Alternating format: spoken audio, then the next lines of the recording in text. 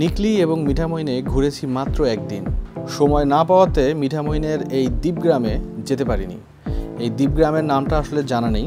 আপনারা যদি এই জায়গাটার নাম জানেন তাহলে কমেন্ট সেকশনে একটু কষ্ট করে জানিয়ে দিন। আর এই জায়গাটাকে দ্বীপগ্রাম এই কারণেই বলতেছি যে আসলে চতুর্দিকে পানি, সে কারণেই এটা নাম আমি বলছি দ্বীপগ্রাম। আমি জানি না এটাকে ঠিক বলছি কিনা বা ভুল বলছি কিনা, আমি আসলে জানি না এই নামটা ঠিক আছে কিনা। আর এইরকম জায়গা মানে এইরকম দ্বীপগ্রাম হাওর এলাকাতে আরও অনেক দেখেছি, এখানে যাওয়ার একদমই সুযোগ হয়নি। যদি এই জায়গাটাতে যেতে পারতাম তাহলে দেখতে পারতাম হাওরের মানুষের জীবন, একটু বোঝার চেষ্টা করতাম তাদের সংগ্রাম।